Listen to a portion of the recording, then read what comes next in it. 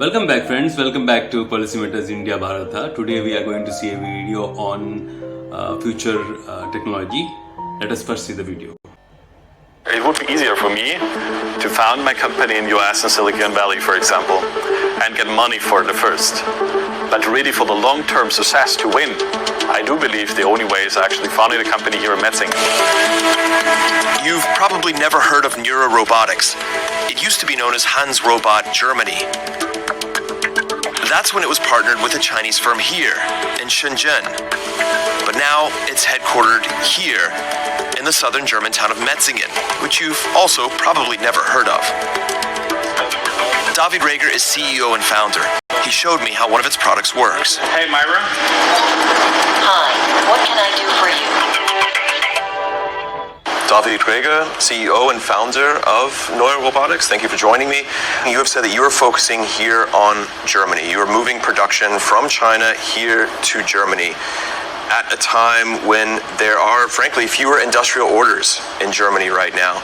There are higher energy prices. There is an ongoing problem, which many companies complain about, with bureaucracy. Why choose this region instead of China, where everything seems to be much more to your advantage in terms of production costs? It was actually also the first thought. When I started Neuro, I had actually the plan to produce everything in China as Apple does it or any other companies are. So the idea was actually inventing here the cool stuff and then actually having a production partner and scaling partner somewhere in other countries in Asia, for example.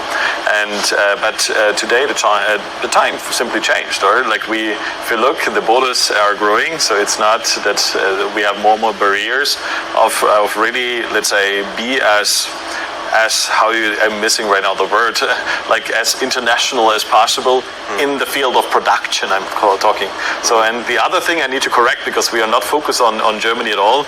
We always focus on the world, because the task we solve is actually, let's say, we're solving issues for the whole world. But the production we moved back to Germany because of certain reasons, like all the core technologies are anyways made here, because there is some thoughts in different ways, like IPs, protection and stuff like that. And we did not see also the big economical, let's say, impact, because they also have a margin on to produce the products and everything else. And you're not, let's say, in my opinion, you're not fast enough to adapt to changes or to adapt to partner needs. And that was needed, in my opinion. That's why we moved also back here, close to the headquarter, everything. Okay, so you're saying production costs, the savings aren't so significant there as you may have thought. But also, you touched on this. Is it fair to say this is somewhat about controlling IP? Our viewers know, of course, that in China, technology transfer, a big concern for many Western companies. You have to have a partner oftentimes to go in. What can you tell us about that? I do not think that China is just looking for IPs from other countries. It's mainly, I think even IP protection inside of China is always difficult. So I had those situations of my partners. I'm trusting my partners in China, for example, which I really still have a good relationship with. The thing, like the overall structure inside of China was not prepared for that. Even they say they will take more now, let's say, focus on the IP protection and everything.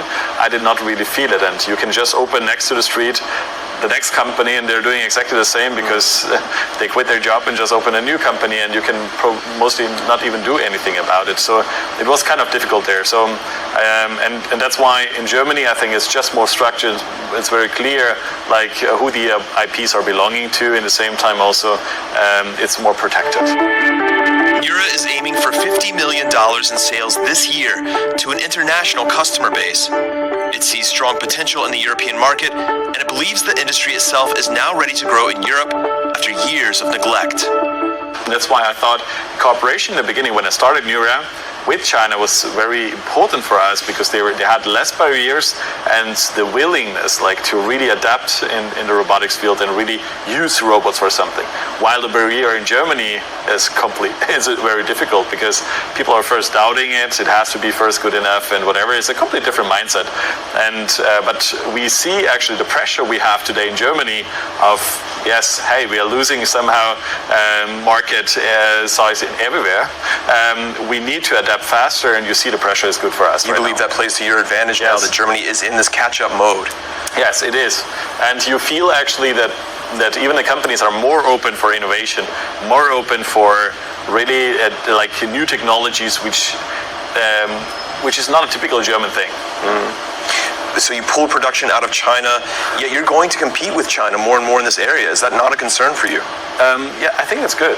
I think the competition is always good for the market, or like, and I'm not really the person which is fearing, and I think everyone knows me that way. That's also what I believe, that today we will get more pressure on that, and like, because our country is in this situation, and we just need to run faster and find new ways where we are good or even better than them in different and we are in many ways, and that's the interesting part.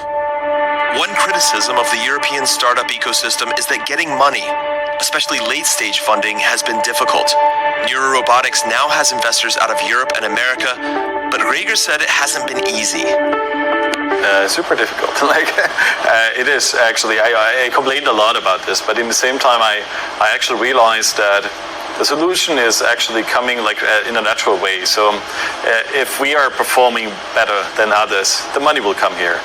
So, and this is the way of I just heard recently, hey, we should actually change our mindset in an investor world. And I said, no, we should change our mindset in the world of startups, because we cannot rely on, let's say, 35-hour week or 40-hour week and say, hey, that's how it is, and that's our rules in Germany, and that's how whatever. And you're still expecting that in a country where startups are really working day and night and doing much more than we do, in this time, and really bring all their lives in.